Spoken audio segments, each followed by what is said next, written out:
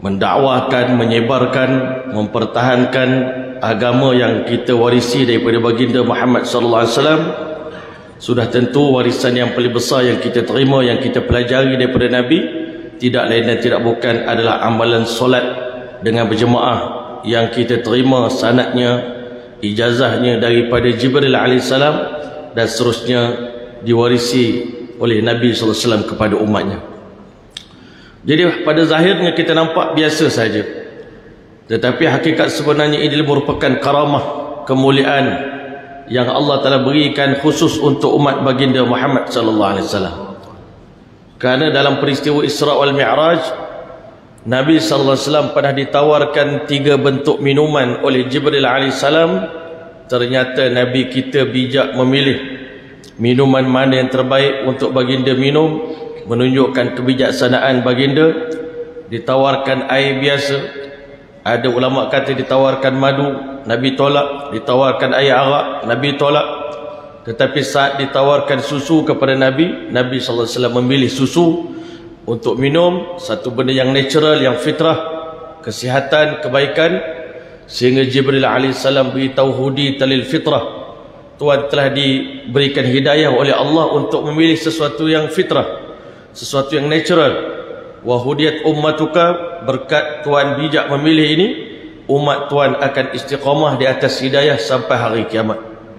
Sebab itulah Nabi SAW bersabda, la tazalu ta'ifatun min ummati zahirin al haq, akan ada di kalangan umat aku, walaupun di akhir zaman ini kita dikhabarkan kita sedang berada pada zaman fitnah, zaman kerosakan umat, namun demikian di kalangan umat Nabi SAW akan ada sekumpulan manusia yang akan unggul di atas jalan kebenaran sampai hari kiamat.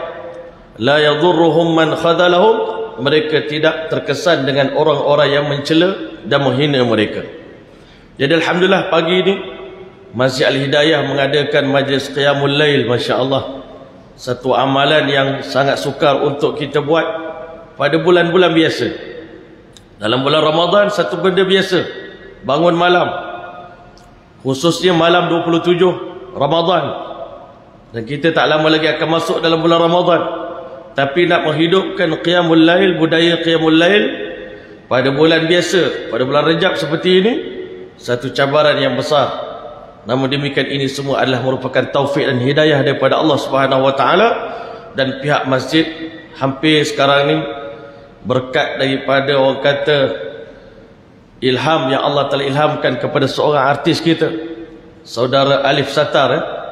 Walaupun kita nampak dia bukan ulama, dia juga bukan pendakwa yang hebat, tetapi ketika mana umat Islam diuji di Gaza dan kita menghantar berbagai-bagai bentuk pertolongan kepada umat Islam di sana, tetapi ramai yang terlupa hakikat sebenarnya. Masya Allah, pertolongan yang sebenar yang kita nak bagi pada umat Islam di seluruh dunia adalah kita sendiri menghidupkan agama dengan sempurna dalam kehidupan kita, khususnya apabila umat Islam mengambil berat untuk datang solat berjemaah di masjid pada solat subuh, Masya Allah, sebagaimana pada waktu hari solat Jumaat. Masya Allah, ini merupakan satu sunnah yang baik, kerana hakikat sebenarnya Masya Allah, sunnah solat subuh berjemaah ini dah hampir padam, dah hampir hilang di kalangan umat baginda Muhammad sallallahu alaihi wasallam. Kalau kita pergi ke masjid yang besar-besar, kita akan dapati masjid ini akan penuh pada waktu Jumaat dan pada hari raya, kadang-kadang sampai melimpah ruah. Tetapi Masya Allah, pada hari-hari biasa masjid menjadi sunyi dan sepi. Maka kerana itulah hari ini kita sebagai umat tak boleh putus asa dan kecewa. Kita berusaha sedaya upaya kita untuk mengembalikan kegemilangan umat Islam, yang mana pada zaman Nabi sallallahu alaihi wasallam kegemilangan umat ini dipacu oleh, orang kata, apabila umat Islam istiqamah mengamalkan agama, khususnya pada zaman Nabi sallallahu alaihi wasallam, orang kata integriti seseorang pekerja, integriti seorang umat diukur bukan pada kecakapan bekerja, tetapi ukuran yang diletak oleh Sayyidina Umar radhiyallahu ta'ala sebagai khalifah yang terbaik, khalifah yang terhebat. Dia akan memerhatikan siapa di kalangan pegawai dia yang datang solat subuh dengan berjemaah, maka dia dianggap pegawai tersebut telah mampu untuk memikul amanah rakyat. Yang mana Masya Allah, satu hari Sayyidina Umar radhiyallahu anhu solat subuh di Masjidin Nabawi, dan dia memerhatikan, Masya Allah, biasanya orang ada pengalaman ni tuan-tuan, sekali imbas dia dah tahu siapa yang datang, siapa tak datang. Sebagai bos di pejabat, dia tengok sekali je dia tahu di mana Mamat ni tak datang. Masya Allah. Macam kami di Tafiz macam itulah juga. Kita boleh scan, sekali scan kita nampak 2 orang kita punya kaki tangan tak hadir solat subuh pada pagi ni. Sekali imbas je, tak payah nak cek betul-betul. Sayyidina Umar radhiyallahu anhu dalam keadaan Masjid Nabawi malap-malap, dia boleh tengok satu orang pekerja dia, pegawai dia, bahagian pasar, penyelia bahagian pasar, bernama Sulaiman, tak datang hadir solat subuh berjamaah. Punya semangat. Kalau kita dapat wujudkan semangat seperti ini, pihak AJK Masjid nampak seorang ahli jemaah kita yang selalu dulunya Masya Allah istiqamah solat berjemaah di masjid, tiba-tiba hari itu tak datang, tanpa tu sempat tunggu sampai seminggu 2 minggu, hari yang sama terus pergi. Masya Allah. Macam kami di Jepun dulu, Masya Allah, saya sebagai imam, selepas isyak kerja imam ni mencari makmum, Masya Allah. Sebab kat sana tak ramai orang tahu keberadaan Masjid Fuji ni, tempat saya jadi imam tu. Selepas isyak kita pergi cari budak-budak muda Indonesia yang naik basikal malam-malam nak pergi beli barang. Kita akan jumpa dia, minta masa, perkenalkan diri pada dia, saya imam di Masjid Fuji ni. Jadi kami datang nak jemput adik. Dah berapa lama duduk kat sini? Kata dah belas-belas tahun dah kan. Ada yang 5 tahun, ada yang baru sampai. Tahu tak kat daerah kita ni ada masjid, Masya Allah. Nak jemput adik datang sembahyang. Kadang-kadang semangat dia orang ni, Masya Allah, nak datang kayu basikal 25 km nak datang sembahyang di masjid. Ada setengah orang, Masya Allah, di drive 500 km untuk cari masjid, nak hadir, merasa semangat solat tarawih. Kerana di sana payah nak dapat masjid, suasana macam tu tak jumpa. 16 tahun kami duduk di Jepun, kata dia orang, kami tak dapat suasana berjemaah, tak dapat suasana tarawih, tak dapat suasana raya. Ustaz datang tahun ini, meriah masjid kami, dan Masya Allah, ramai dah. Baru ni saya pergi kali kedua, tempat yang saya jadi imam tu dah penuh dah jemaah. Dulu kita terpaksa jemput orang datang. Pernah juga kita tengok satu jemaah kita ni, Masya Allah, dah banyak hari tak datang. Kita pergi jemput dia kat rumah. Maulana, tunggu. Tak payah datang, tak payah naik. John tengah buat benda, adalah benda yang dia buat tu. Dia tak bagi, tak apa, kami datang, Masya Allah. Bila imam datang kat rumah dia, Masya Allah, nak jemput dia datang, tak payah cakap, dia pun dah tahu dah. Sebenarnya imam ni nak bagi tahu kau tu dah lama tak datang kan. Nak menjemput, Masya Allah. Sayyidina Umar radhiyallahu anhu, dia tengok Sulaiman tak datang pagi tu, on the spot. Lepas tu, lepas habis wirid, terus dia pergi ke rumah Sayyidina Sulaiman radhiyallahu anhu, tanya pada mak dia, mana Sulaiman tak datang sembahyang subuh. Masya Allah. Dia kata, kenapa? Anak saya malam tadi solat tahajud qiyamul lail panjang-panjang. Zaman dulu, Masya Allah, pegawai-pegawai kerajaan ni, Masya Allah, sembahyang malam dia pun dahsyat, tuan-tuan. Sebab tu kesan dari segi pekerjaan dia tu sangat barakah, pekerjaan dia sangat dibantu oleh Allah Subhanahu wa taala. Kerana Nabi SAW beritahu, orang yang selalu beriktikaf di masjid, yang selalu memakmurkan masjid, mereka adalah merupakan julasaul malaikah. Orang yang selalu duduk-duduk beriktikaf ni menjadi rakan sekedudukan dengan para malaikat. Bila mana mereka ini sakit, malaikat akan ziarahi mereka. Bila mana mereka bekerja, malaikat akan tolong mereka.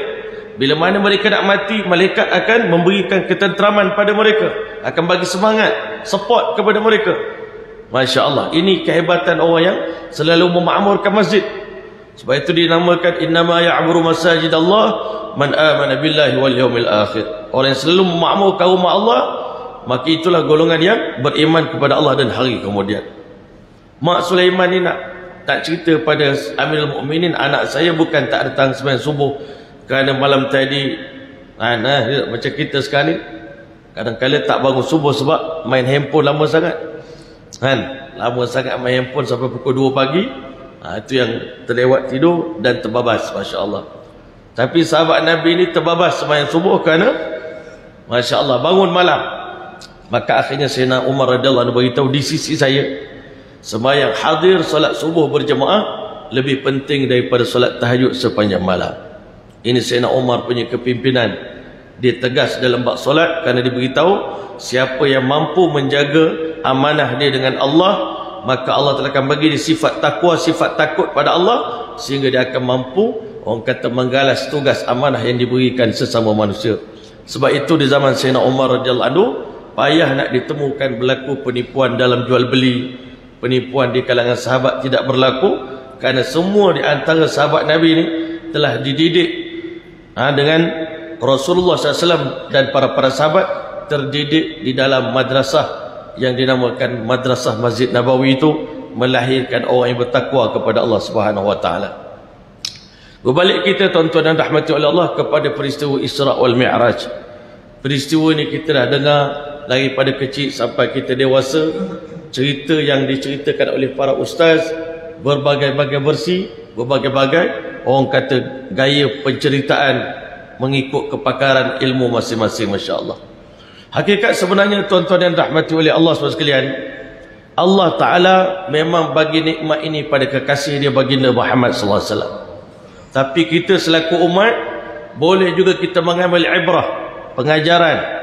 Boleh kita applykan sebahagian daripada pengalaman Nabi SAW yang sewaktu Nabi menjalani Isra wal Mi'raj dalam kehidupan kita sehari-hari. Masya Allah.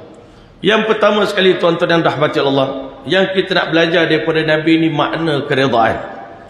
Yang hari ini Masya Allah kadang-kala punca kita tak bahagia dalam hidup adalah kita tak redha dengan diri kita, tak redha dengan takdir yang Allah Ta'ala berikan kepada kita.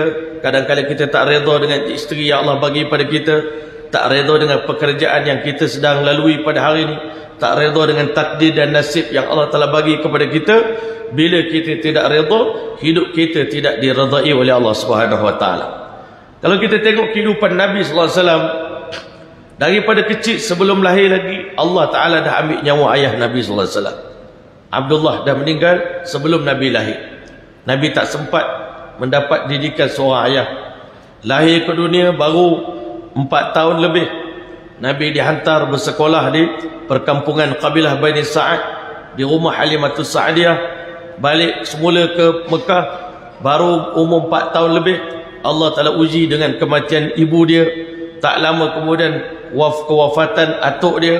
Akhirnya Allah telah hantar Jibril alaihissalam bagi wahyu kepada baginda sallallahu alaihi wasallam, ya Muhammad ahbib man syi'ta fa innaka mufariquhum. Sayanglah siapa yang kamu nak sayang, satu hari nanti kau pasti akan berpisah dengan mereka.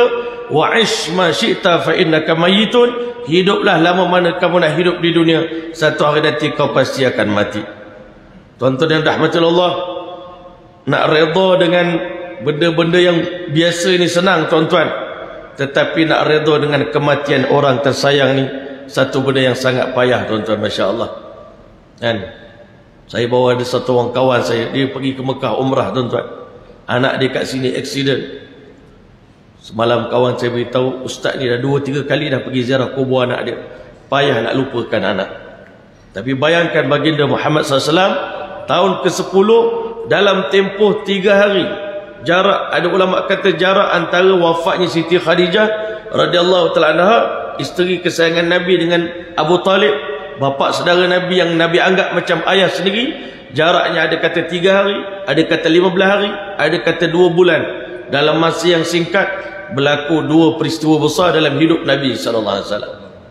Nabi memang sedih, tetapi Nabi SAW tak pernah mempertanyakan pada Allah Subhanahu wa taala soalan-soalan yang kadang-kadang kita sebagai manusia biasa ni tuan-tuan, sulit nak belajar redha, sulit nak belajar makna sabar, sulit kita nak menerima takdir daripada Allah Subhanahu wa taala.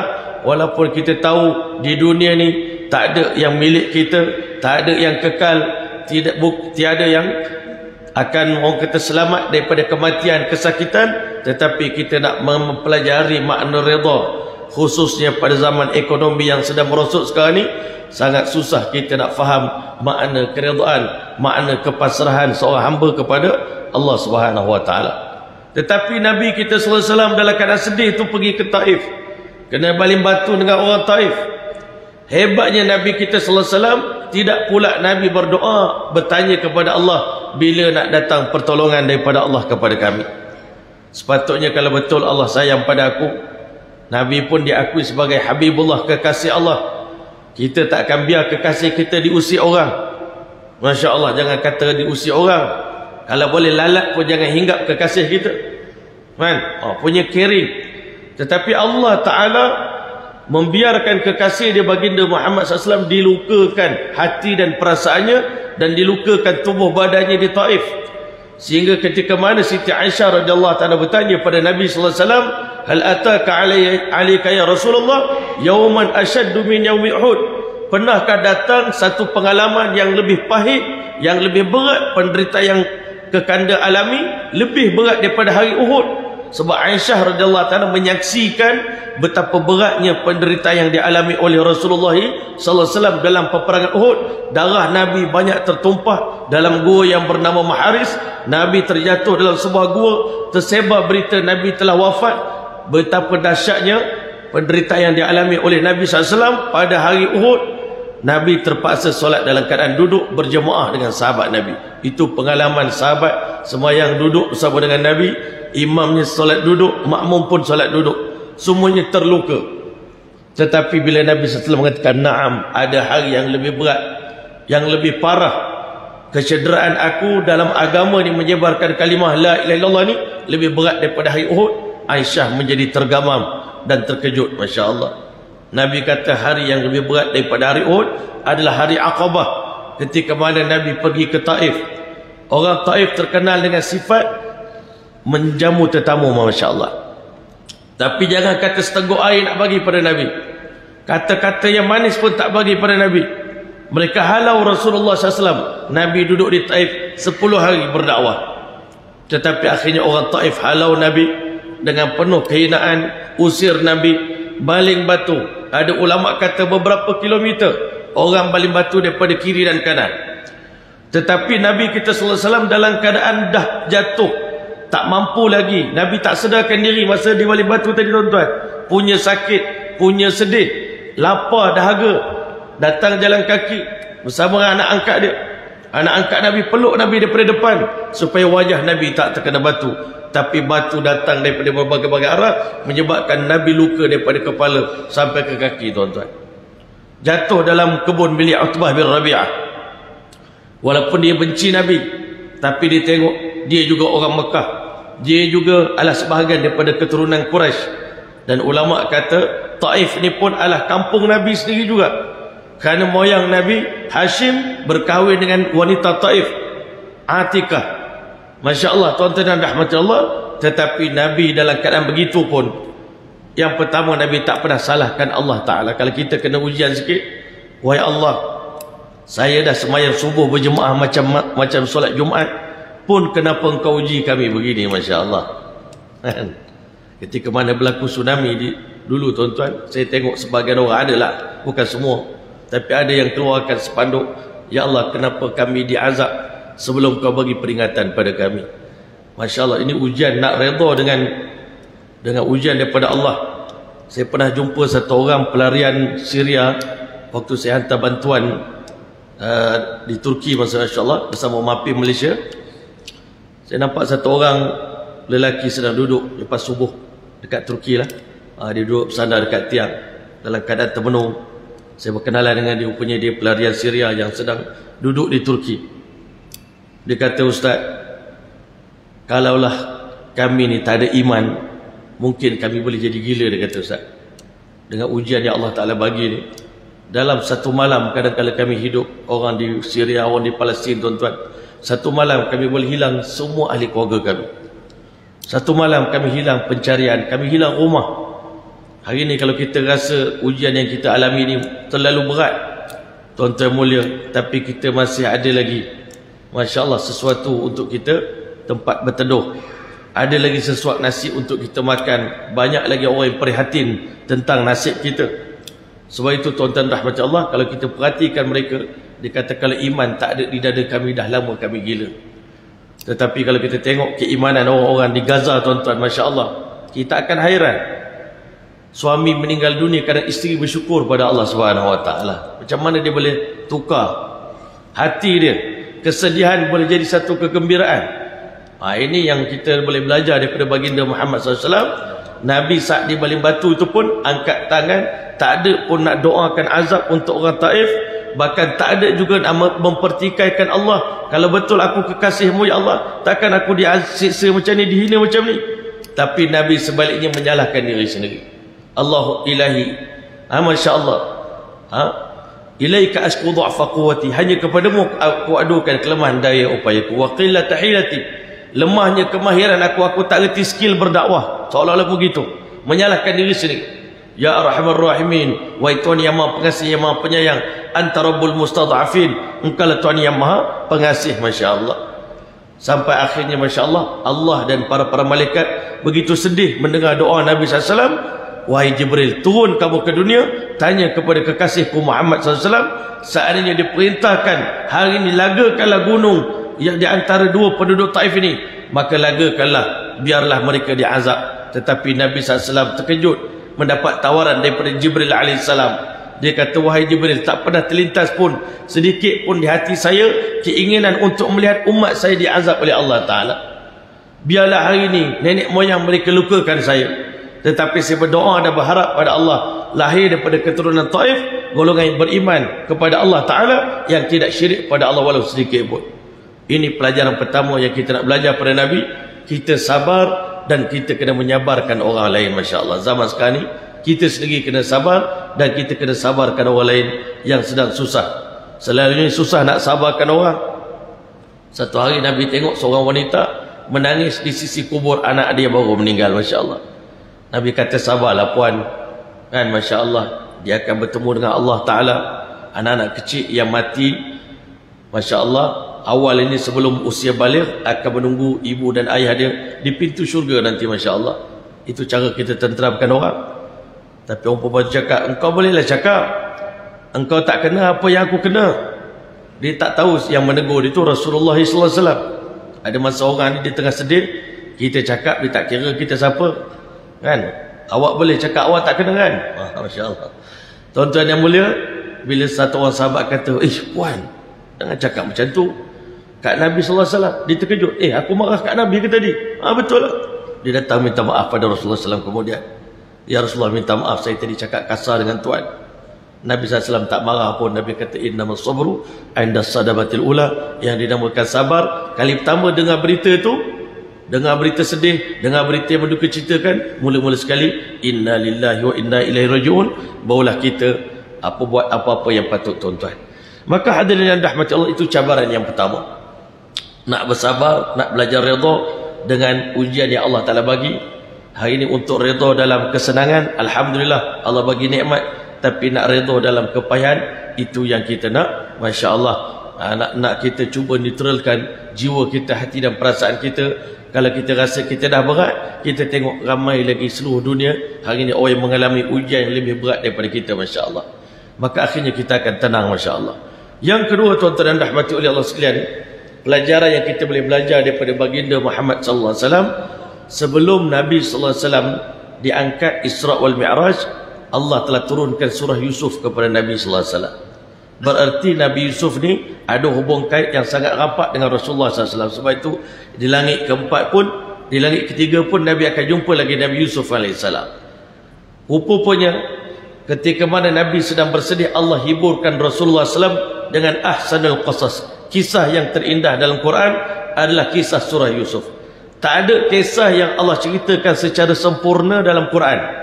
Kisah Nabi Musa, walaupun Nabi Musa ni paling rapat dengan umat Rasulullah. Sebab kalau kita tengok, kisah Nabi Musa paling banyak dalam Quran. Nabi Musa dengan Fir'aun, Musa baru lahir, macam-macam kisah Nabi Musa. Tapi kisah itu Allah rakamkan dalam banyak surah. Tapi surah Yusuf, cerita Nabi Yusuf ni satu-satu cerita je, tapi komplit. Daripada lahir kecil sampai Nabi Yusuf AS jadi raja di Mesir. Masya Allah. Rupanya Nabi SAW, hidup Nabi ini sangat banyak persamaan dengan kehidupan Nabi Allah Yusuf AS. Nabi pernah didengki dan dicemburui oleh penduduk Mekah, sehingga akhirnya mereka halau Nabi SAW insya-Allah berhijrah ke kota Madinah. Tuan-tuan, Nabi Yusuf AS dicampak oleh abang di dalam telaga. Ingatkan, keluar pada telaga, selesai masalah, dijual pula di pasar di Mesir, dibeli oleh raja, dapat sekejap. Macam Nabi SAW lah, susah-susah kahwin dengan Siti Khadijah, kayalah sekejap. Ingatkan, boleh ambil nafas dah tuan-tuan. Rupanya Masya Allah, lepas kahwin dengan Siti Khadijah, Nabi SAW dah mula berdakwah. Maka lepas pada itu ujian yang besar, sehingga Nabi SAW, Nabi Yusuf AS lepas masuk dalam istana, akhirnya difitnah pula melakukan zina dengan Masya Allah isteri Raja Mesir, Masya Allah, ataupun penguasa Mesir waktu itu, Masya Allah. Masuk pula dalam penjara, Masya Allah. Perjalanan hidup yang panjang ni tuan-tuan, kesukaran Nabi Yusuf. Dengan sebab abang dia buat benda yang tak elok pada dia ni, kadang-kadang kita ni ada masalah dengan adik-beradik kita, ujian Allah Ta'ala bagi. Kalau bergaduh dengan orang lain tu kita boleh tahan lagi, tapi bergaduh dengan adik-beradik ni satu benda yang berat. Nak buat macam mana? Abang sendiri nak bunuh dia. Tapi tuan-tuan dah betul, sampai buta mata ayah dia. Bayangkan tuan-tuan, Nabi Yaqub AS sampai buta, dan diejek pula oleh anak-anak dia, difitnah, dan abang-abang dibawa balik baju dengan darah palsu pada ayah, nak yakinkan ayah dia Yusuf telah mati, dibaham oleh serigala, Masya Allah. Tapi tuan-tuan yang dirahmati Allah, bila Nabi Yusuf AS, Masya Allah, didatangi oleh abang-abang dia. Bahkan saya pernah dengar waktu saya belajar di Pakistan dulu, masa Nabi Yusuf dicampak dalam telaga, kepala Nabi Yusuf dipecah terkena batu yang ada dalam telaga tersebut, tuan-tuan, dan disambut oleh Jibril AS. Jibril pesan 3 perkara kepada Nabi Allah Yusuf AS. Yang pertama, jangan cerita keaiban keluarga kamu kepada sesiapa pun, sebab ini masalah dalaman keluarga Nabi-Nabi. Rupanya dalam keluarga alim ulama pun ada masalah. Kalau orang luar dapat tahu benda ni, nanti dakwah Nabi Yaqub sudah tidak didengari oleh orang lain. Tutup cerita aib ni, jangan sebarkan, Masya Allah. Ini masalah keluarga kamu. Yang kedua, nanti satu hari nanti Allah Ta'ala akan lantik kamu jadi raja. Waktu itu abang kamu datang minta pertolongan, Masya Allah, kamu wajib tolong dia. Yang ketiga, Masya Allah, nanti satu hari nanti, bila abang kamu dah tahu, sedar tentang kesalahan dia, waktu itu mereka akan minta maaf. Waktu itu kamu wajib maafkan kesalahan abang-abang kamu. Yusuf AS ingat pesanan tadi, Masya Allah. Duduk dalam penjara begitu lama, bila mana Allah telah zahirkan benda yang Allah telah beritahu pada Yusuf AS, abang dia datang, akhirnya dia beritahu, qalu a innaka anta Yusuf, adakah kamu Yusuf AS? Qala ana Yusuf wa hadza akhi, ini saya Yusuf, ini Bunyamin adik saya. Yang abang cuba nak hina kami, abang cuba nak hapuskan kami, abang cuba nak bunuh kami, tapi Allah telah izinkan hari ini saya jadi Raja Mesir, abang datang minta tolong daripada saya. Abang-abang semua minta maaf. Qalu tallah laqad atharakallahu alaina. Maha suci Allah, Allah memang sentiasa melebihkan korang berdua daripada kami abang-abang. Wa in kunna la khatiin, kami dah buat salah besar pada tuanku. Tuanku tolong maafkan kami. Kalau kita jadi Yusuf AS, kita akan balas dendam, tuan-tuan. Allah nak ajar pada Nabi, jangan dendam dengan umat, jangan dendam dengan orang bawahan kita. Tuan-tuan dan rahmati Allah, memang dendam itu tak ada pada Yusuf AS. Yusuf AS beritahu pada abang-abang dia, abang-abang semua jangan risau, la tathriba alaikumul yaum, hari ini tak ada sikit pun kata-kata yang pedas, kata-kata marah, kata-kata caci maki untuk abang-abang semua. Semoga Allah telah ampunkan kita semua. Tapi Yusuf AS ini cakap ke abang dia, apa dia cakap ke Allah pula? Rabbi qad ataitani minal mulki. Dalam munajat dia pada Allah waktu itu, Masya Allah, lepas Nabi Allah Yaqub AS ambil waktu malam bermunajat, minta supaya Allah ampunkan dosa anak beranak dia, Allah ampunkan. Yusuf AS bercakap ke ayah dia, Masya Allah, bukankah dulu ayah Yusuf pernah mimpi, satu hari Yusuf tengok, inni ru'aitu ahada asyara kaukaban, Yusuf pernah tengok 11 biji bintang, wasyamsa wal qamar, bulan dan bintang, ru'aituhum li sajidin, semuanya sujud pada Yusuf AS pada satu malam. Ketika mana semua adik-beradik dia respect, minta ampun pada Yusuf AS bersama dengan mak ayah dia datang. Waktu itu Yusuf AS angkat mereka semua di atas tahta, sama-sama duduk dengan dia. Waktu itu Yusuf AS kata, Abah ingat tak dulu Yusuf pernah mimpi? Mimpi tengok 11 biji bintang bersama dengan matahari dan bulan. Matahari itu Nabi Yaqub, bulan tu mak dia, mak Yusuf AS. Sujud matahari respect pada Nabi Allah Yusuf AS. Inilah segala puji bagi Allah yang telah membenarkan janji Allah kepada aku.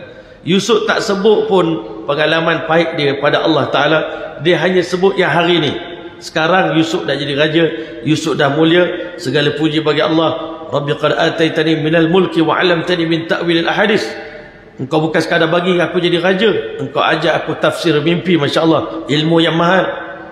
Innahu latiful lima innahu masya-Allah Rabbi qad ataitani minal mulki wa 'allamtani min ta'wil al-ahadits fatiras samawati wal ard anta waliyyi fid dunya wal akhirah tawaffani musliman wa alhiqni bis solihin.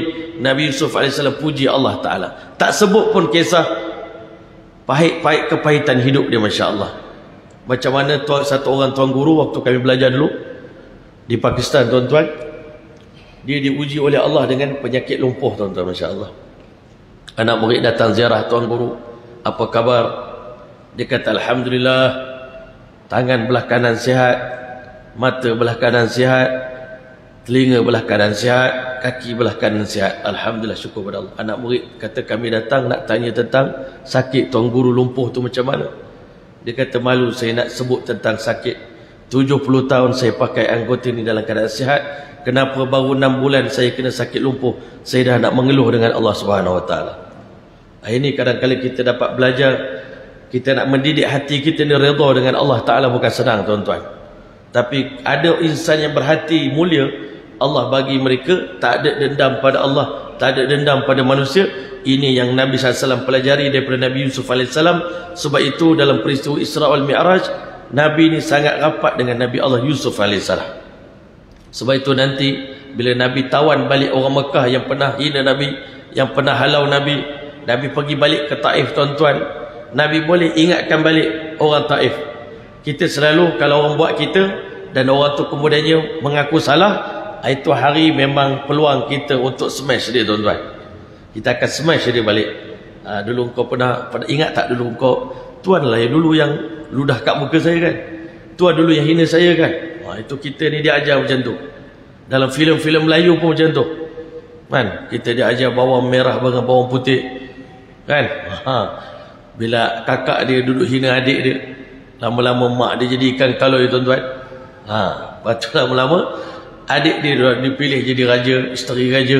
Lepas tu dia akan buat balik ke akak dia, tuan-tuan. Tapi dalam Islam kita diajar, Nabi SAW bila tawan balik orang Mekah, Nabi SAW maafkan semua. Idhabu wa antumul tulaqa, pergilah kalian dibebaskan, aku tak akan ambil apa-apa tindakan dendam kepada kalian. La tathriba alaikumul yaum, aku akan ulangi kata-kata sahabat aku Yusuf. La tasriba alaikumul yaum, tiada kata-kata celaan untuk kamu semua, masya-Allah. Dan Nabi SAW bila ditanya oleh sahabat dia, sahabat selalu puji Rasulullah SAW. Nabi kata jangan lebih-lebih dalam memuji saya. Orang yang paling mulia di kalangan kita di sisi Allah Ta'ala adalah Al-Karim, Ibnul Karim, Ibnul Karim, Ibnul Karim, Yusuf bin Yaqub bin Ishaq bin Ibrahim. Orang yang paling mulia di atas muka bumi ini, orang yang mana cicitnya adalah Nabi, cucunya adalah Nabi, anaknya seorang Nabi, ayahnya atuknya seorang Nabi. Itulah Yusuf bin Yaqub bin Ishaq bin Ibrahim. Ini semua keturunan-keturunan yang mulia, masya-Allah. Jadi hadirin rahmati Allah sekalian, seterusnya kita ambil poin-poin besar-besar sajalah, tak ambil semua perjalanan Isra wal Mi'raj. Allah Ta'ala sampaikan Nabi SAW daripada Mekah ke Masjidil Aqsa, tuan-tuan. Allah Ta'ala nak buktikan kepada baginda Muhammad SAW satu benda, tuan-tuan. Kita selalu baca Rasulullah ni adalah imam bagi dua kiblat, dan Nabi ni adalah imam bagi sekalian rasul-rasul. Bahkan sebelum Nabi lahir ke dunia lagi, semua rasul-rasul diwajibkan beriman dengan Nabi SAW. Dan kalau Nabi lahir ke dunia, mereka wajib support. Kalau mereka hidup sezaman dengan Nabi, mereka wajib mempertahankan syariat baginda Muhammad SAW. Malam Isra wal Mi'raj, masa Nabi sampai di Masjid Aqsa, Nabi tengok masjid dah penuh dengan makmum.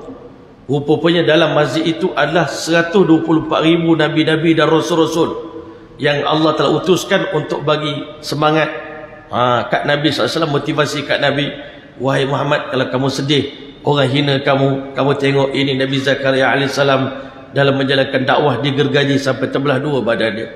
Kalau kamu rasa kamu dah berat penderitaan kamu tengok wajah Nabi Yahya alaihissalam, rakan seperjuangan kamu disembelih oleh umat dia kerana agama Allah Ta'ala. Ini Isa alaihissalam hampir disalib oleh kaum Nasrani waktu itu kerana membenci Nabi Isa alaihissalam, tetapi dia tetap sabar. Masya Allah, Jibril alaihissalam datang bawa dia sampai ke musalla mihrab, tempat imam, ditabalkan Nabi SAW menjadi imam bagi sekalian Nabi dan para Rasul. Hari itu perhimpunan yang terindah diimami oleh baginda Muhammad SAW. Makmunyum Jibril alaihissalam di belakang Nabi, penuh Nabi-Nabi yang sebahagiannya Nabi pernah dengar kisah mereka dalam Quran, dan sebahagiannya mereka Nabi SAW tak pernah dengar kisah mereka dalam Al-Quran.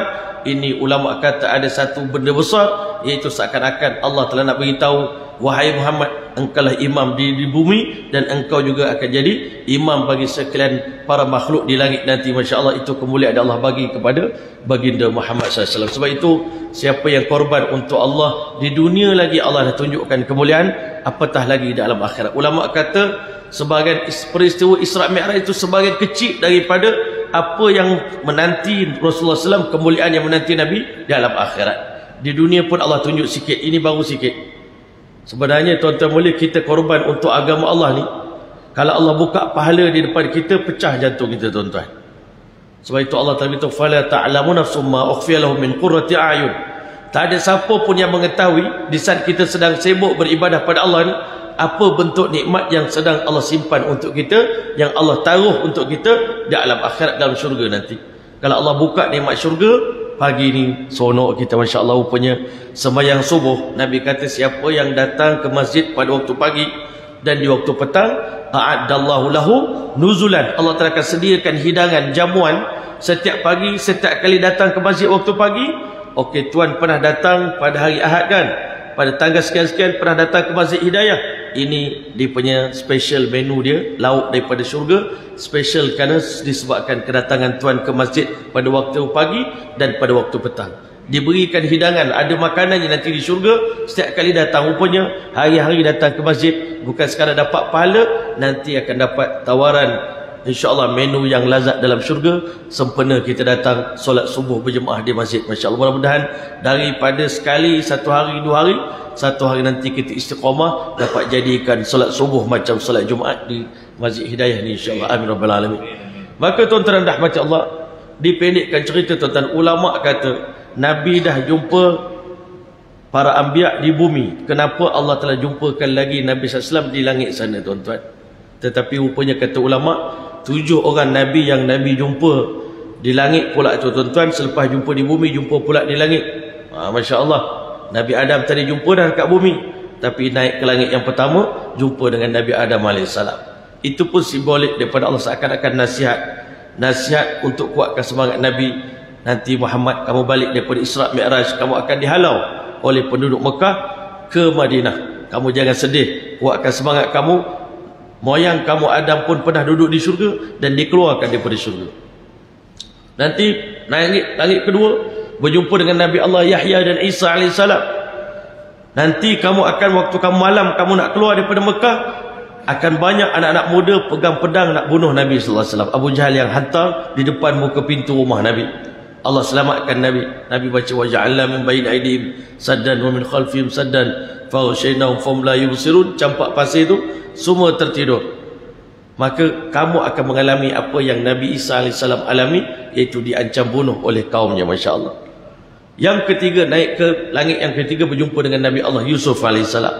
Masya Allah, Yusuf ni memang Nabi sayang, Nabi suka baut. Sebelum naik dah terima surah Yusuf, ini dapat jumpa specifically sembang dengan orangnya. Kalau kat bawah ramai-ramai tak boleh nak sembang, ini ke atas memang baru boleh sembang. Bersembang dengan Nabi Allah Yusuf AS, semuanya orang ucap ahlan wa sahlan wa marhaban bikum. Malaikat kata sebaik-baik orang nak datang telah pun datang. Marhaban bil akhir soleh. Semua Nabi-Nabi sambut Nabi SAW. Ulama kata ketika mana penduduk dunia halau Nabi, Allah sediakan seluruh warga langit menyambut kedatangan baginda Muhammad SAW. Tuan-tuan yang mulia, naik lagi ke langit yang keempat, berjumpa dengan Nabi Allah Idris AS. Nabi yang paling kuat ibadat pada Allah, konsisten, istiqamah, sampai Allah Ta'ala ambil dia duduk di syurga Allah jalan-jalan tengok syurga, dan selepas itu Allah letakkan dia istiqamah di langit yang keempat. Wa rafa'nahu makanan 'aliyya. Aku baca kisah Nabi Idris, tapi baru kali ini berjumpa dengan orangnya face to face, masya-Allah. Kan? Kalau kita juga selama ini jumpa kat Facebook, tapi kali ini face to face lebih bermakna, masya-Allah. Tuan-tuan rahmati Allah, naik ke langit yang kelima. Ini yang paling penting. Jumpa dengan Nabi Allah Harun. Satu hari nanti Allah telah akan ubah benci menjadi cinta. Kan? Masya-Allah. Satu hari nanti, sebab itu Allah telah pesan kat Rasulullah, idfa' billati hi ahsan. Ulama kata satu je ayat dalam Quran, kalau umat Islam satu dunia mengamalkannya, kita akan bersatu padu. Hari ini semua orang cakap tentang perpaduan, kan? Macam mana nak bagi orang Melayu bersatu, orang Melayu bersatu, orang Melayu bersatu. Ulama kata kalau kita umat Islam mengamalkan satu potong ayat Quran ni, insya-Allah kita akan bersatu, tuan-tuan. Apa dia? Idfa' billati hi ahsan. Tolak kejahatan yang orang buat kepada kita ni, balas dengan kebaikan. Balas dengan kebaikan yang lebih baik. Fa idzal ladzi bainaka wa bainahu adawatun, orang yang selama ini menjadi musuh ketat bagi kita. Memang dalam hidup kita ni kadang-kadang Allah uji, ada je orang benci dengan kita, tak tahu apa sebab. Kalau benci ada salah tu tak apa. Ini kita tak ada salah dengan dia, tiba-tiba dia benci kita. Heran juga. Tapi nak buat macam mana? Jangan balas keburukan dengan keburukan, balas keburukan dengan kebaikan. Bagi hadiah dekat dia, bagi hadiah dekat dia. Lama-lama Allah akan tukar. Orang Mekah pernah benci Nabi, tetapi Allah tukar satu hari nanti. Sebagaimana Bani Israel sayang kepada Nabi Harun, di langit kelima Nabi jumpa Nabi Harun. Nanti satu hari nanti umat kamu akan mencintai kamu dengan kecintaan yang paling dahsyat sekali. Selepas benci, tukar jadi cinta, masya-Allah. Itu akan berlaku pada Nabi SAW. Itu semangat yang Allah bagi pada Rasulullah. Di langit ke-6 jumpa dengan Musa AS. Nabi Musa pun ada jasa yang besar pada umat Islam, tuan-tuan. Iaitu, di samping Nabi Musa AS cerita kat kita, umat akhir zaman paling ramai jadi penghuni syurga. Yang kedua, tuan-tuan, Nabi Musa AS lah yang minta supaya Rasulullah minta diskaun semayang 50 jadi 5 waktu. Sebenarnya kalau Allah telah wajibkan 50, mana tadi sembahyang subuh, kejap lagi ni kena azan pula, kan? Ini tak lama ni dah kena azan balik. Allahu Akbar, Allahu Akbar. Jadi ustaz kita tak payah pergi kerja lah, ustaz, ya. Malah 50 waktu memang tak boleh buat kerja apa lah. Tapi Allah Ta'ala punya pengasih penyayang. 5 waktu, tetapi kata Imam Syah Waliullah Muhaddis Dahlawi, 5 waktu ni sengaja Allah pilih waktu kita paling busy sekali. Subuh memang tengah sedap tidur. Kalau tidur pukul 1 pagi tak nyenyak lagi. Deep dia tu pukul 3 sampai pukul 6. Tapi Allah suruh kita bangun waktu itu. Tengah hari pun gitu. Pukul 1 ni memang kita tengah sangat-sangat busy, terutama orang kerja pejabat. Nak sembahyang zuhur memang cabaran, tuan-tuan, masya-Allah. Sembahyang asar pun macam tu, balik nak pergi main badminton, nak pergi main tenis, tiba-tiba kena sembahyang asar. Lepas tu kan maghrib pula kita tengah nak minum, masya-Allah. Sebab tu di Indonesia dulu saya pernah dengar satu orang basking dia nyanyi lagu apa? Engkau panggil aku bersujud padamu pada waktu zuhur, aku tengah sedang sibuk bekerja. Engkau panggil aku, maknanya 24 jam dia tak sempat nak sembahyang, tuan-tuan. Sebab nak cari rezeki, kan? Saya dengar lagu ni, berat juga lagu ni, kan? Maknanya Allah panggil kita ni bersujud pada dia, dijemput kita datang. Tuan-tuan dah macam Allah, sengaja Allah pilih waktu yang paling busy. Kata Syah Waliullah Muhaddis Dahlawi, mujur Allah Ta'ala tak suruh kita bangun sembahyang pada waktu tahajud, tuan-tuan. Kalau tiap-tiap malam Allah Ta'ala suruh kita pukul 3 pagi azan pergi sembahyang tahajud. Kalau subuh sembahyang pula, tuan-tuan, baru nak tidur, kan? Baru nak lelak sekejap kena bangun balik. Tapi Nabi Musa AS ni dia fikir panjang. Muhammad, saya dah ada pengalaman banyak dengan umat saya bab sembahyang ni. Jadi saya merayu kepada engkau pergi minta diskaun pada Allah Ta'ala. Wahai Musa, aku baru terima hadiah yang besar daripada Allah Ta'ala. Patutnya kita ni dapat hadiah nak lebih banyak, tapi dapat hadiah nak minta kurang. Ini pelik ni. Akhirnya Nabi SAW dipaksa-paksa oleh Musa AS. Tak apalah wahai Rasul, wahai Musa, saya pergilah jumpa Allah Ta'ala walaupun malu. Rupanya semayang yang kita semayang ni, Nabi tebal muka pada Allah Ta'ala nak minta kurang ni. Tuan-tuan, dikurangkan 10, naik lagi kurang 10, naik lagi kurang 10, sampai akhirnya jadi 5. Tetapi Allah yang Maha Pengasih Maha Penyayang, tetap Allah kira 50, kerana setiap satu waktu Allah kira 10 pahala di sisi Allah Subhanahu Wa Taala. Habis cerita tu, tuan-tuan. Akhir sekali di Baitul Ma'mur. Ulama kata tadi kalimullah, Nabi Musa ni kalimullah di dunia. Nabi Musa bercakap dengan Allah di bumi, tetapi Nabi Muhammad SAW bercakap dengan Allah di Sidratul Muntaha. Siapa lagi hebat tuan-tuan? Kalimullah Musa ke kalimullah Nabi Muhammad SAW? Akhirnya Allah pertemukan Nabi SAW dengan Khalilullah. Nabi pun Khalilullah, Nabi Ibrahim pun Khalilullah. Nabi kata lahirnya aku ke dunia berkat doa moyangku Ibrahim AS. Sebab itu pelajaran Isra wal Mi'raj ni salah satu daripada cabaran kita. Setiap doa kita tolong doakan keturunan kita tuan-tuan. Keturunan yang baik ni dengan doa seorang atuk tuan-tuan. Kan? Nabi Ibrahim doa khusus minta dilahirkan Nabi akhir zaman di kalangan keturunan dia. Dan ulama kata masa Nabi SAW sampai di Baitul Ma'mur, dia tengok Nabi Ibrahim tengah bersandar, relax pada dinding Kaabah. Setiap langit ada Kaabah dia tuan-tuan. 7 Kaabah di langit sana. Kaabah paling tinggi Baitul Ma'mur, Nabi Ibrahim tengah duduk relax. Ulama buat 2 penafsiran kenapa Allah relaxkan Nabi Ibrahim AS. Patut dia bertawaf dengan malaikat. Dia relaxkan apa? Ulama kata dialah orang yang telah membina Kaabah di muka bumi. Selepas dia meninggal dunia, Allah angkat roh dia di langit yang ke-7. Jadi kerana kamu dah hebat buat kerja besar membina Kaabah di bumi, bila kamu mati Allah tak bagi lagi kamu beribadat, kamu relax, kamu bersandarlah pada dinding Kaabah di langit kerana kerja yang kamu great job, kerja yang besar yang kamu telah buat. Sekarang ni kamu berehat, masya-Allah. Yang kedua, ulama kata Nabi Ibrahim berehat sebab apa? Daripada keturunan Nabi Ibrahim lahirnya 70,000 para nabi.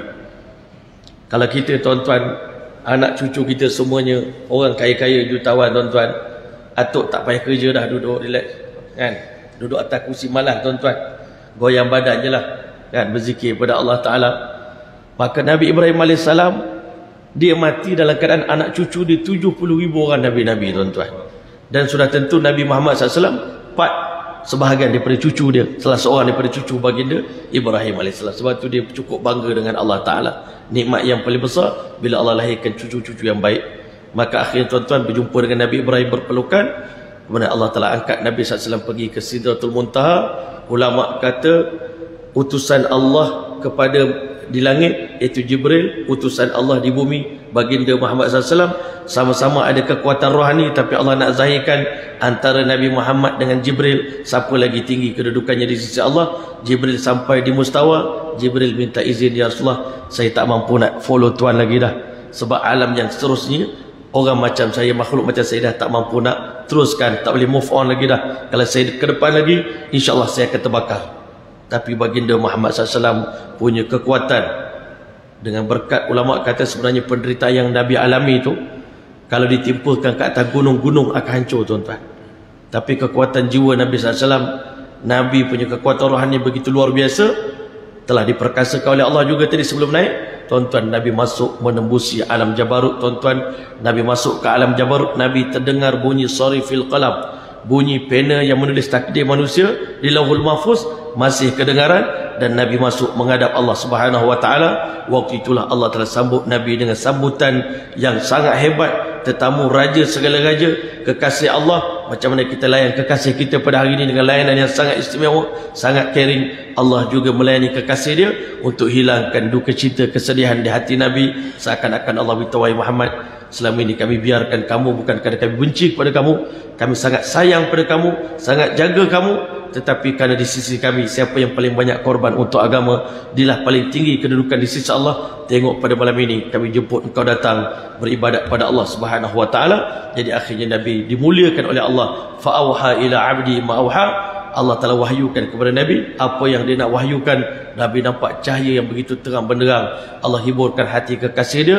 Dan akhirnya baliklah Nabi kita SAW selepas itu turun ke dunia, sampaikan perintah solat kepada kita. Dan Nabi SAW beritahu kepada para sahabat, Allah firman dalam hadis kursi, inilah solat 5 waktu yang aku fardukan pada umatmu sehari semalam. Dan seandainya siapa yang jaga solat ini betul-betul, annahu man hafaza alaihinna adkhaltul jannah, siapa jaga solat ni betul-betul, aku pasti akan masukkan dia ke dalam syurgaku. Tetapi siapa yang tidak jaga solat, maka tidak termasuk dalam perjanjian ini. Boleh jadi dia diampunkan ataupun dimasukkan ke dalam nerakanya Allah Subhanahu wa taala. Ini janji daripada Allah Taala. Jadi hadirin yang dirahmati Allah sekalian, akhir sekali saya nak cerita tentang kekuatan iman. Pelajaran yang kita boleh belajar daripada kisah Isra wal Mi'raj ni sebenarnya sahabat Nabi ni yakin pada Rasulullah, pada sabdaan Nabi lebih daripada mereka yakin daripada apa yang mereka tengok dengan mata mereka. Ini pelajaran yang kita nak ambil iktibar daripada Isra wal Mi'raj. Pelajaran paling besar itu pelajaran iman. Sebab kisah ni kalau kita ukur dengan pengalaman, dengan logik, dengan sains, kadang-kadang payah kita nak terima. Walaupun ada ulama boleh kupas ikut sudut sains pelajaran perjalanan Isra wal Mi'raj. Kita nak faham Nabi naik ke angkasa tanpa pakai kostum angkasawan tu pun kita tak boleh faham. Macam mana Nabi ambil nafas dekat sana, ke atas kan sejuk, kita naik ke atas, kadang-kadang naik kapal terbang dia kata suhu kat luar ni sejuk. Macam mana kita nak faham tu? Tak boleh faham dengan akal kita. Yang pertama, ulama kata kita hari ni kadang-kadang bila bertembung pandangan kita dengan pandangan Nabi, ada masa setengah orang dia rasa dia lebih betul pandangan dia daripada Rasulullah SAW. Saya nak cakap kat tuan-tuan, kita pengalaman kita setakat kita pergi overseas jalan-jalan sikit-sikit, 3 bulan sekali pergi jalan ke sini, 3 bulan sekali pergi sini, lepas tu kita rasa pakcik banyak pengalaman tau kan. Pakcik dah makan garam banyak, adik baru makan garam sikit. Siapa adik nak tegur pakcik? Kita cakap Rasulullah buat macam ni pakcik kan. Kadang-kadang kita rasa, ada masa kita rasa kita terlebih pandai pada Nabi tuan-tuan. Tapi saya nak beritahu pada tuan-tuan, antara kita dengan Nabi, kita baru jalan dunia tuan-tuan. Kita baru ronda dunia. Nabi dah ronda semua alam. Syurga neraka pun dah tengok. Sidratul Muntaha pun aku dah tengok. Jadi siapa lebih banyak pengalaman tuan-tuan, siapa lagi banyak ilmu, dah tentu Nabi cakap berdasarkan kepada wahyu yang Allah telah sampaikan. Kita wajib istislam, terima bulat-bulat apa yang Nabi sampaikan. Lepas tu sahabat Nabi ni hebat. Satu hari tuan-tuan, seorang sahabat Nabi, Masya Allah, yang bernama Abu Darda radhiyallahu anhu, satu hari dia duduk dalam masjid tengah ibadat. Nak cerita kekuatan iman para sahabat. Yakin dia bukan Abu Bakar je yang hebat ni, sahabat Nabi yang lain pun sama juga. Abu Darda duduk dalam masjid ibadat, ada orang datang berlari-lari daripada kampung dia datang, wahai Abu Darda, padamkan rumah kamu tengah terbakar. Kalau kita tuan-tuan cepat-cepat call bomber tuan-tuan, jangan sampai rumah kita terbakar teruk ni, kat rumah jiran pun terbakar. Saya nak Abu Darda tenang, call bomber pun tidak, padamkan api pun tidak. Masya Allah, dia kata macam mana ni? Orang yang menyampaikan berita tu panik, tengok tuan rumah ni relax, pergi padamkan api. Dia kata tak apalah, saya duduk sini, InsyaAllah rumah saya tak akan terbakar. Yang tak ambil tindakan tu pelik dah. Tapi kata rumah tak terbakar tu yakin tu. Tak mesej pun bini, WhatsApp ke, tanya bini, rumah kita okey ke tak okey ni kan. Kalau kita kelang kabut. Tapi saya nak berdadak tenang. Datang pula orang kedua, bang tolong pergi padam rumah bang, terbakar rumah abang tu. Tak, rumah saya tak akan terbakar insyaAllah. Lagi pening orang yang menyampaikan berita ni. Nampak tak ada respon kan, kok nak pergi ke, risau ke, tak nampak panik. Datang orang ketiga, tuan rumah tuan terbakar. Kalau kita 3 orang confirm rumah saya terbakar, pergi. Datang orang keempat, Masya Allah tuan, hebat amalan tuan, rumah jiran semua terbakar, rumah tuan seorang je tak terbakar. Dia kata kan aku dah khabar, kan aku dah cakap tadi. Macam mana tuan boleh confirm kan, sedangkan tuan tak tengok? Dia kata pagi tadi keluar daripada rumah, aku dah baca doa yang kami pelajari daripada Nabi Muhammad sallallahu alaihi wasallam. Siapa keluar daripada rumah baca doa, Allahumma anta rabbi la ilaha illa anta, alaika tawakkaltu wa anta rabbul arsyil karim, ma syaa Allah kana wa ma lam yasha lam yakun wa la haula wa la quwata illa billahil aliyyil azim. Panjang doa ni sikit tuan-tuan, tetapi ulama kata ini insurans hayat, insurans, life insurans yang paling dahsyat sekali. Siapa baca doa ni waktu pagi, tak akan mudarat, tak akan menimpa sebarang kemudaratan. Naik kereta baca doa ni insya-Allah selamat, naik flight baca doa ni selamat, sampai ke petang dijaga oleh Allah Taala. Kalau kita tak yakin tuan-tuan, kita duduk tengok nak naik perjalanan, kita betulkan brek kita kan, brek tak berapa nak makan. Saya pernah satu kali tuan-tuan balik daripada Sungai Petani, saya pergi Sungai Petani tuan-tuan, nak turun balik ke KL. Sampai dekat Taiping, rumah saya tanya, abang kat mana? Masya Allah, saya kata abang dalam perjalanan ni. Dia kata orang dekat labor room dah ni, rumah saya nak bersalin dekat hospital, saya dekat Sungai Petani lagi. Turun sampai kat Taiping. Masa tu Allah Ta'ala selamatkan kita, Masya Allah. Yang driver saya ni kata, Maulana kita kejar pecut dah. Dia bawa 102, 104, lajulah kereta waktu itu. Laju bawa sampai di KL tuan-tuan. Saya nak pergi sembahyang subuh, sampai dekat Taiping, mak mentua saya cakap tak payah apa orang kata terburu-buru lah bawa kereta, tenang-tenang sebab rumah kau dah bersalin dah pun kan. Dah siap bersalin dah. Kadang-kadang kita ni berdakwah tuan-tuan, ada masa memang itulah cabaran yang kita hadapi, iaitu kita tak dapat ada bersama dengan keluarga kita di saat mereka sedang perlukan kita. Tuan-tuan, akhirnya mereka kata tak apa, tenang-tenang, saya bawa kereta tu subuh-subuh, saya rasa brek dia macam tak makan. Pergi cek, Cina kata, ayah, you punya kereta brek tak ada. Brek depan, kita tukar brek depan, bawa bunyi lagi. Rupanya 4 brek tak ada tuan-tuan. Bawa dengan kelajuan 120, 140 daripada Sungai Petani itu pecuk tu tuan-tuan. Memang Allah nak selamatkan tuan-tuan. Kalau ikut brek kereta tu 4 dah tak ada tayar tu. Tapi Allah selamatkan dengan izin daripada Allah Ta'ala. Pernah juga saya tuan-tuan baca doa ni masa nak pergi ke Penang tuan-tuan daripada KL. Lepas baca tu doa tu tuan-tuan, dalam perjalanan dekat terowong, dekat apa ni, dekat Ipoh tu, Gopeng tiba-tiba kereta ke depan tu brek mendadak. Brek. Kita pun kena brek. Dan 2 truk di belakang kami ni pun brek tuan-tuan. Bila yang satu tu di brek tuan-tuan, terpatah kepala dia tuan-tuan. Yang belakang ni pun langgar truk tadi. Kita dengar bunyi tu. Kata ya Allah, saya cakap kat driver lagi sikit. Jangan tunggu, kalau tunggu lagi kita jalan. Rupanya Allah Ta'ala takdirkan memang berhenti dekat-dekat dengan kereta kita tuan-tuan. Tapi Allah selamatkan. Kadang-kadang Masya Allah, doa yang kita pelajari daripada Nabi Muhammad SAW ni sangat luar biasa. Sebab itu banyak lagi lah kisah-kisah lain. Yang penting insya Allah Ta'ala keyakinan kita pada sabdaan Nabi SAW, kadang-kadang kita kena bawa, hadirkan pelajaran itu dalam kehidupan kita, dan sangat banyak membantu dalam kehidupan kita. Jadi saya rasa panjang sudah perkongsian kita. Mudah-mudahan apa yang kita kongsikan bersama tentang Isra wal Mi'raj dapat kita hayati dalam kehidupan kita insya-Allah. Mudah-mudahan Allah Ta'ala berkati segala usaha yang kita jalankan dan memasuki bulan Syaban tak lama lagi, dan bulan Ramadan insya-Allah. Ulama kata bulan Rejab adalah bulan kita menanam menuai benih. Masya-Allah, menanam benih, masya-Allah. Dan bulan Syaban adalah bulan kita menyiram benih yang kita tanam. Jadi nak masuk bulan Syaban ni, kita semua kena dah menjaga amal ibadat yang telah kita mulai pada hari ini, dan azam kita insya-Allah Ta'ala masuk je bulan Ramadan, kita dah mula, bukan baru nak mula, kita dah panas dah tuan-tuan. Masuk je terus kita pecuk tuan-tuan, masya-Allah. Baru ni pun dekat saya nak pergi haji. Alhamdulillah baru ni tahun ini pergi haji. Sebelum itu seminggu kami pergi Jepun tuan-tuan. Bila pergi Jepun, kita dah biasa berlatih jalan kaki. Kalau tahun sebelumnya saya pergi haji, naik bukit dekat Aziziyah tu tuan-tuan, 3 kali berhenti sakit pinggang. Berhenti sekejap, jangan tunggu kejap, saya penat. Kerana apa? Tak exercise tuan-tuan, tak warming up. Tapi tahun baru ni kerana kita dah berjalan kaki setiap hari 20,000 langkah dekat Jepun, masya-Allah. Kat Malaysia jarang-jarang dapat jalan kaki ni, dekat ni pun kena naik kereta. Tapi dekat Jepun jalan kaki tuan-tuan, badan dah panas, tiba-tiba pergi haji. Allahu Akbar. Lepas pada tu saya jadi mutawif ni tuan-tuan. Orang di belakang kata, Maulana ni jalan macam orang muda, macam remaja lah, jalan laju. Masya-Allah, tak penat lah. Saya kata Alhamdulillah lah, dah pergi Jepun baru ni jalan kaki banyak seminggu, hari-hari jalan 20,000 langkah. Sekarang ni bila pergi Mekah, Alhamdulillah dah terbiasa, masya-Allah. Begitulah juga kalau kita masuk dalam bulan Ramadan, bukan hari pertama Ramadan baru nak start, kita kena mula daripada bulan Syaban, mula balik puasa, mula baca Quran, mula tahajud.